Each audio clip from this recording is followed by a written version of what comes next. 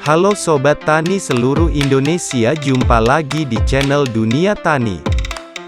Sebelum mulai ada baiknya klik tombol subscribe dan like serta nyalakan lonceng agar kami dapat terus memberikan informasi untuk Sobat Tani semua. Kali ini kami hadirkan sebuah informasi tani dengan judul Pengendalian hama tanaman kedelai dengan sistem PHT. Kebutuhan komoditas kedelai yang terus meningkat, produksi kedelai di Indonesia akan terus berlanjut dan menjurus pada pola pertanian dengan masukan teknologi tinggi dengan pola tanam monokultur. Hama merupakan faktor kendala dan pembatas utama bagi produktivitas kedelai. Sementara masih minimnya paket teknologi yang mendasarkan pada pendekatan multilateral, penggunaan insektisida masih menjadi andalan pengendalian hama.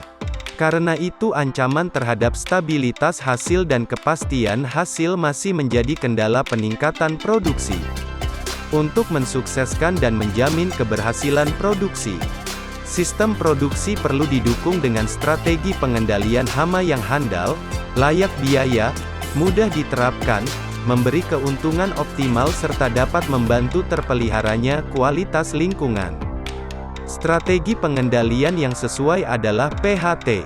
Upaya pengendalian hama saat ini dilakukan secara bijak yang didasarkan pada pengembangan sistem pengendalian secara terpadu, PHT.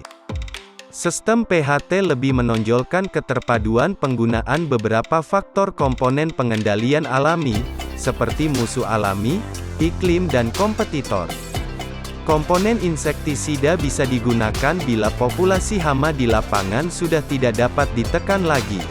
Langkah-langkah operasional pelaksanaan PHT harus mengacu pada beberapa pendekatan, yaitu tanaman sehat, peningkatan peran musuh alami, pengendalian secara kultur teknis, pengendalian secara fisik dan mekanik, pengendalian dengan menanam varietas tahan, pengendalian secara biologis dan pengendalian memakai insektisida alami.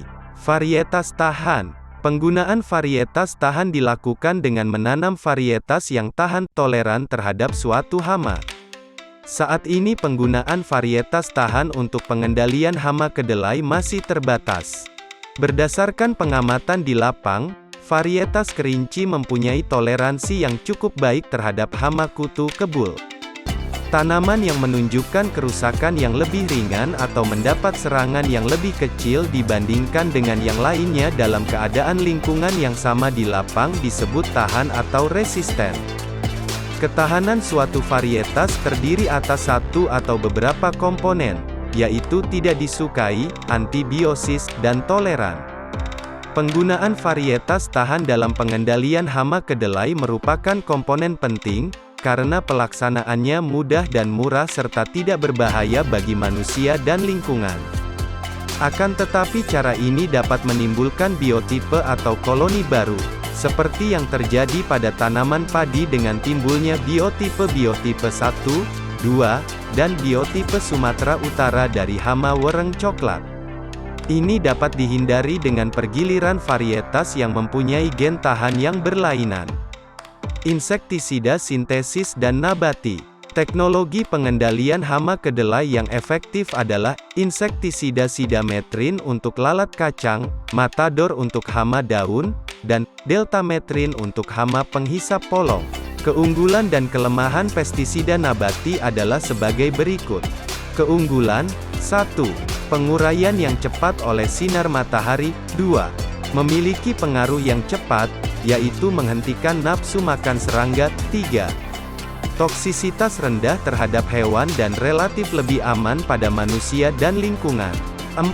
Memiliki spektrum pengendalian yang luas, racun lambung dan saraf, dan bersifat selektif. 5.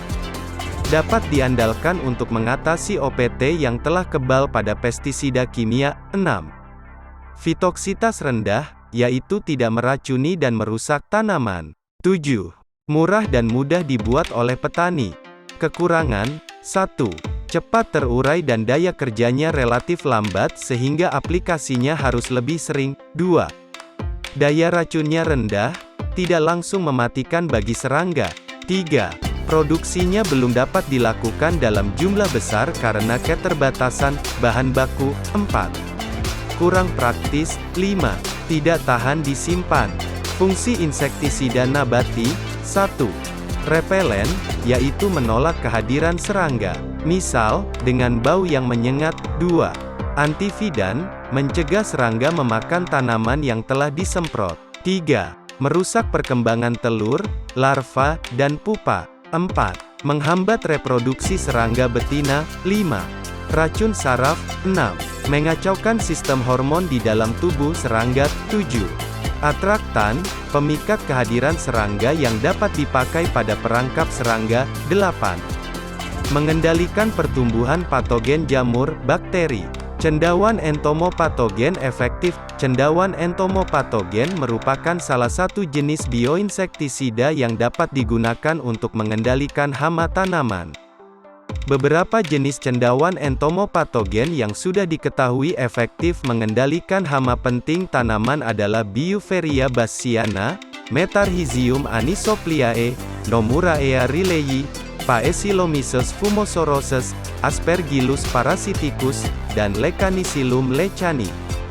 Pemanfaatan berbagai jenis cendawan tersebut sering menghadapi kendala, antara lain kurangnya pengetahuan petani tentang jenis hama serta manfaat dan upaya mempertahankan viabilitas dan keefektifan cendawan dalam pengendalian hama. Termasuk cara perbanyakan, penyiapan dan aplikasinya. Pada tanaman pangan, keefektifan cendawan biasanya rendah karena tanaman pangan bersifat semusim. Upaya untuk meningkatkan keefektifan cendawan dapat dilakukan dengan 1. Melakukan identifikasi jenis hama utama yang akan dikendalikan. 2. Mengaplikasikan cendawan entomopatogen pada sore hari dengan konsentrasi Conidia minimal 107 ml. 3. Mengulang aplikasi sebanyak 3 kali. Dan 4. Menambahkan bahan perekat dan bahan pembawa pada suspensi Conidia sebelum diaplikasikan pada hama sasaran. Diaplikasikan, baik dengan bahan perekat maupun bahan pembawa sehingga pengaruh buruk tersebut dapat dieliminir. Mudah-mudahan topik kali ini dapat bermanfaat dan dapat dipraktekkan khususnya untuk Bapak, Ibu Tani. Jika info ini bermanfaat jangan lupa tekan tombol like dan subscribe serta bunyikan lonceng. Terima kasih telah menonton video ini sampai selesai. Terus dukung channel kami. Assalamualaikum warahmatullahi wabarakatuh.